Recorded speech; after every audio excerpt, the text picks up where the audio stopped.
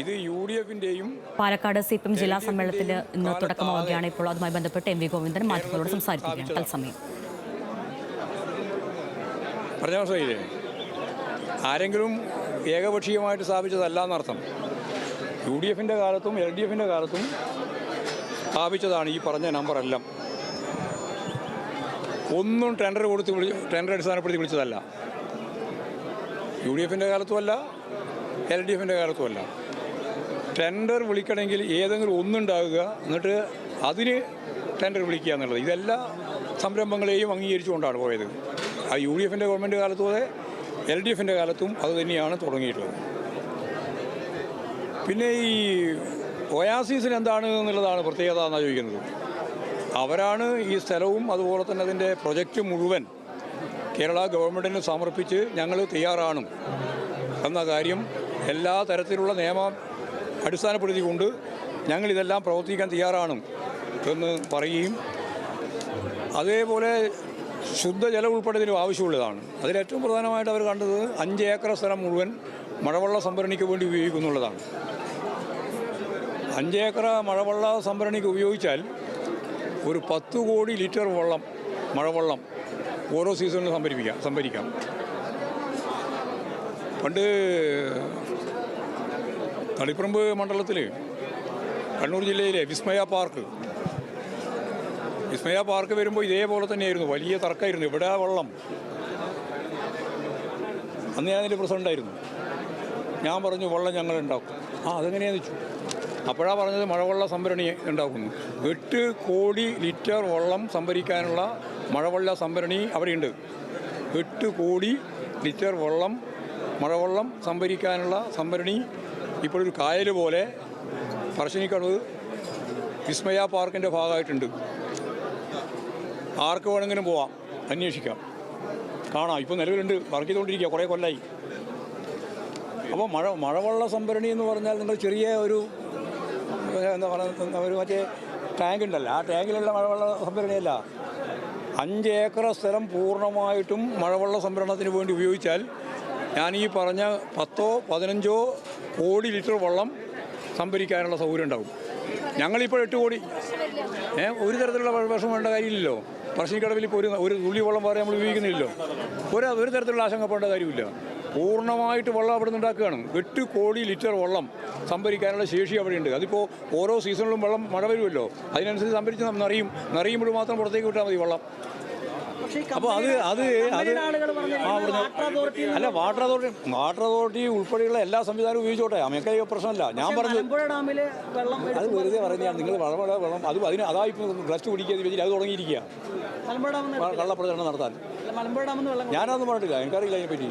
ഞാൻ പറഞ്ഞതാണ് മഴവെള്ളം. അതായത് നിങ്ങൾ അവരിപ്പോൾ ഇന്ന് പറഞ്ഞിട്ടുണ്ട്, പേപ്പർ പറഞ്ഞിട്ടുണ്ട് 5 ഏക്കർ സ്ഥലം മഴവെള്ള സംഭരണിക്ക് കൊണ്ട് ഉപയോഗിക്കുന്നു.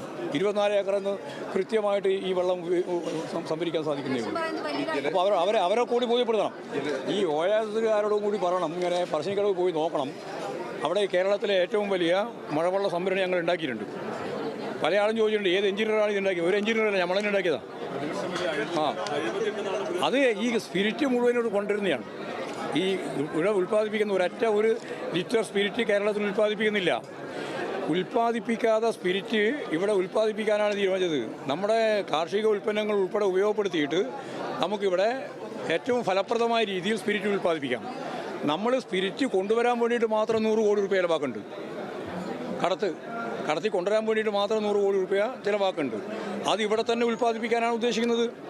അത് ഉൽപ്പാദിപ്പിക്കുന്നതിൻ്റെ ഭാഗമായിട്ട് ആ 100 കോടി രൂപയുടെ കടത്ത് ചിലവില്ലാതാവുമല്ലോ.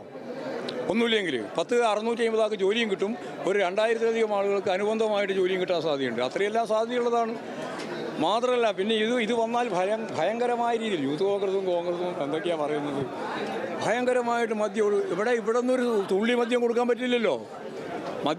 അഥവാ മദ്യം ഉൽപ്പാദിപ്പിക്കാൻ ഉദ്ദേശിക്കുന്നില്ല, സ്പിരിറ്റാണ് ഉദ്ദേശിക്കുന്നത്. ആദ്യത്തെ ഭാഗം സ്പിരിറ്റാണ് ഉദ്ദേശിക്കുന്നത്. അപ്പോൾ സ്പിരിറ്റ് ഉൽപ്പാദിപ്പിച്ചാൽ ഇവിടെ നിന്ന് മദ്യം ഉണ്ടാവില്ല. മദ്യം ഉണ്ടാക്കണമെങ്കിൽ വേറെ സംവിധാനം ഉണ്ടല്ലോ ഗവൺമെൻറ്റിന്. അതുമാത്രമല്ല, വിതരണം ചെയ്യുന്നത് മുഴുവൻ ബീവറേജ് കോർപ്പറേഷനല്ലേ. ഈ കേരളത്തിൽ വേറെ എവിടെന്നെങ്കിലും മദ്യം വിതരണം ചെയ്യാൻ പറ്റുമോ? കേരളത്തിലെ ഗവൺമെൻറ്റിന് മാത്രമേ മദ്യം വിതരണം ചെയ്യാൻ സാധിക്കുള്ളൂ. ആ മദ്യ വിതരണത്തിൽ ഒരു കണക്ക് ഞാൻ നിങ്ങളോട് പറയാം. വിൽപ്പനശാലകൾ ഇവിടെ കേരളത്തിൽ 309 കേരളത്തിൽ അത് കർണാടകത്തിൽ 3980 കോൺഗ്രസ് ആണല്ലോ. 3980 നോട്ട് ചെയ്ത് വെക്ക്. നിങ്ങൾ നോട്ട് ചെയ്യണ്ടല്ലോ, ഇത്ര തന്നെ നോട്ട് ചെയ്തിട്ടുണ്ടല്ലോ, റെക്കോർഡ് ചെയ്തിട്ടുണ്ടല്ലോ. അപ്പോൾ ഇരിക്കോ 309 കേരളത്തിലും 3980 കർണാടകത്തിലും. തമിഴ്നാടിൻ്റെ കണക്കുണ്ട്. ഞാൻ ഇപ്പം തമിഴ്നാടിൻ്റെ കണക്ക് പറയുന്നില്ല. കാരണം കോൺഗ്രസ് ഭരിച്ചുകൊണ്ടിരിക്കുന്ന സംസ്ഥാനമാണല്ലോ കർണാടക എന്ന് പറയുന്നത്. അവിടെ ഇപ്പോൾ 3780 ഈ വിൽപ്പന കേന്ദ്രങ്ങളാണുള്ളത്. ഇനി ഒരു കണക്കും കൂടി 2012-13 ഇവിടെ കേരളത്തിലാകെ 241.78 ലക്ഷം കേസാണ് ഉപയോഗിച്ചത് ഒരു വർഷം. അത് 2021-22 ഇടതുപക്ഷ ഗവൺമെൻറ്റാണ്. 181.03 ലക്ഷം കേസേ ഉപയോഗിച്ചിട്ടുള്ളൂ. 10 കൊല്ലത്തിനിടയിൽ നല്ല രീതിയിൽ കുറയായത്, വലിയ രീതിയിൽ കുറയായത്. അതുകൊണ്ട് ഒഴുക്കുകയാണെന്ന് ഈ കോൺഗ്രസ്സുകാർ, യൂത്ത് കോൺഗ്രസ്സുകാർ ഒരു കണക്കുമില്ലാണ്ട് വെറുതെ പറയുന്നതിനോടൊന്നും നമുക്ക് പ്രതികരിക്കേണ്ട കാര്യമില്ല. കുറയാണ് ചെയ്തതെന്നുള്ളതാണ് ഔദ്യോഗിക കണക്ക്. കടത്തുകൂലിൻ്റെ കാര്യം ഞാൻ നേരത്തെ പറഞ്ഞു. ഏതാണ്ട് 100 കോടി രൂപ അതിൻ്റെ ഭാഗമായിട്ട് കാര്യം ലാഭം കിട്ടും, നമുക്ക് ലാഭം കിട്ടും. പിന്നെ രാഷ്ട്രീയ ദുഷ്ടലാക്കാണ് ഇതിൻ്റെ പിന്നിലുള്ളത്. വേറെ ഒരു കാര്യവും ഇതിൻ്റെ പിന്നിലില്ല.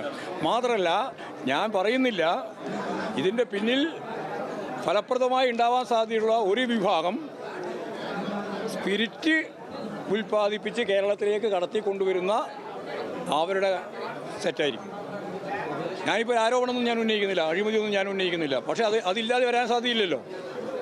ഇന്ത്യയുടെ വിവിധ മേഖലയിൽ നിന്ന് ആയിരക്കണക്കിന് കിലോമീറ്റർ സഞ്ചരിച്ച് ഇവിടെ എത്തിക്കാൻ 100 കോടി രൂപ വേണമെന്ന് ഞാൻ പറഞ്ഞില്ലേ.